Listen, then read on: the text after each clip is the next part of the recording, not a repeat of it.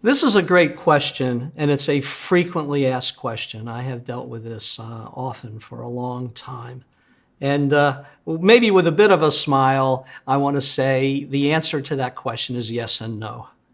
And it has in part to do with what exactly we mean by forgiveness. Because I think in Scripture, and there are various Bible scholars, pastors, biblical counselors, biblical peacemakers, who I think are going to answer it the way I'm about to answer it. I do think in Scripture we see a little bit of a tension of what I'm going to call two levels, two kinds of forgiveness. So let me describe them first, and then I'll talk about where Scripture speaks, and then I'll give some practical direction for us. First, I want to think of the kind of forgiveness we might call an attitudinal or a dispositional, a heart forgiveness, an internal forgiveness. If you think of layers and levels, this is the bottom level that must always exist. This is what I think we see in a passage like Mark 11:25, where it seems to be a closet prayer situation. Jesus says, when you stand praying, the other person isn't in view apparently. When you stand praying, if you hold anything against anyone, forgive that person. So I see that as an internal work. It's more my relationship with God that's going on here. I think it's what our Lord prayed when he said on the cross, Father, forgive them against these perpetrators, certainly including the Romans, but probably the Jewish people who are all complicit in that. I think you see it in Stephen in the book of Acts, where he has the same Christ-like spirit. There's this attitude of heart of wanting to show mercy. So I think I see three commitments that I think should be made in these situations. One is this commitment to entrust the offender to God as judge, to relinquish the role of judge. James chapter 4 says there's only one lawgiver and judge, the one who's able to save and to destroy. But you, who are you to judge your brother? I think what that might look like practically, if you think of a judicial scene there, is that I'm going to lay down my gavel. I'm going to take off my judicial robe. I'm going to descend from that bench and let God be the judge. Right before Genesis 50:20, you intended it for evil. God intended it for good. Joseph says, am I in the place of God? And you know, his brothers at that point in Genesis 50, Jacob has died. And that would have kept perhaps Joseph from exacting revenge. But the scene begins in Genesis 50, the death there of Jacob. And so there's nothing now to stop Joseph except his recognition he's following God and he's not going to exact judgment upon them. Romans 12, do not take revenge, my friends. That's only half the command in Romans 12:19. Leave room for the wrath of God. That's an imperative. That's a command in Scripture. So get off the throne. The second component here of this attitudinal forgiveness is to release the bitterness. No one makes me bitter. That's on me. Someone has sinned against me in a severe way. That's between them and God. I have to learn to deal with that sin, but I can't hold bitterness.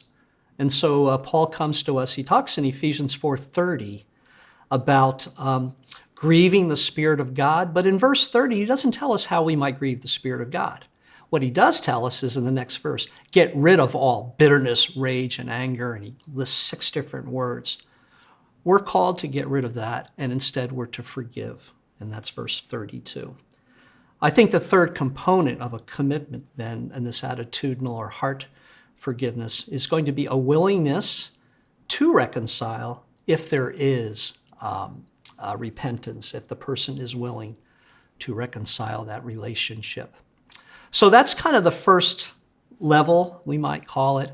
I think the second level is where there is repentance. And this is a level we might call transactional, horizontal, granting forgiveness, relational.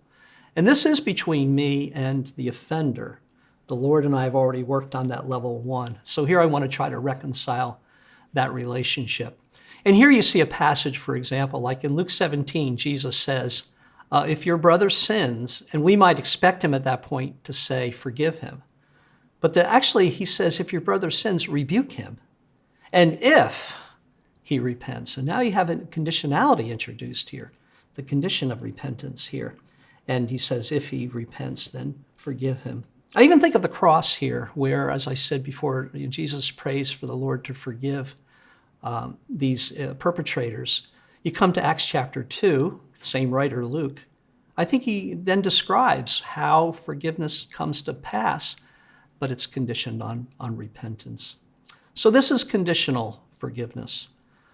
Just like I said, there's commitments for this level 1 of attitudinal or heart. I think there's commitments also. I think there's 3. These are promises we make. Just as God's forgiveness of us is a promise not to hold these things against us, right? Hebrews 6, he swears on oath. He promises to not hold things against us. Well, in a similar way, when I forgive someone on that relational level, I'm committing myself to not bring it up against the person anymore. It's over. I'm committing also to not dwell on it, to not brood on it. I know at least Martin Luther, and maybe someone before him, talked about you can't stop a bird from landing on your head, but you can stop that bird from building a nest on your head. And so when that bird of a bad memory of what you did to me, brother or sister, comes into my mind, I have to swat that off. I have to remember that I've been forgiven a multi-million-dollar debt. The Lord has been gracious to me. I've committed to forgiving you. And then one other promise I think that's all part of this is that I'm not going to tell others about your sin. I'm not going to gossip. Now, the reason we don't do this in every case, unless there's repentance, is because church discipline may actually be needed if you're not repentant. But if you're repentant, it's over and we're able to move forward. I take those promises very seriously, even in cases like where there's been betrayal. Before the person who's been betrayed is going to say, I forgive you, I have a separate session with that person. So this is a very serious commitment you're going to make if you're going to forgive someone. You know, my day-to-day relationship with my wife, we don't have those kinds of levels, but when there's been a serious sin against someone, this is not to be taken lightly. And I say that because also I think we have to be willing to renew and review our promises. Because if I commit to forgiving you and I bring it up to you or I tell others of people about it, that's not on you, that's on me. I've broken my promise to you. So just one other thing I want to add at the end here as we think about this whole matter of forgiveness. It really does come back to understanding how much I've been forgiven. I love sharing with people the Matthew 18 parable, 21 through 35, where here's that servant who's been forgiven a multi-million, some estimate, we would say in our economy, like $1 billion debt, unpayable. It's hyperbolic. It's an exaggeration our Lord is using to make his point. And that man goes out and tries to exact money, significant amount of money, but nothing like the $1 billion debt. And the master, the master or the king there, he's upset, and rightly so. So I have to come to this realization that no one has ever sinned against me as much as I've sinned against God. And what did God do about my sin? He came in grace. So, Lord, give me a heart of grace towards this offender in my life. Thanks for watching. If you enjoyed this content, visit sbts.edu/sample to access free theology lectures from Southern Seminary.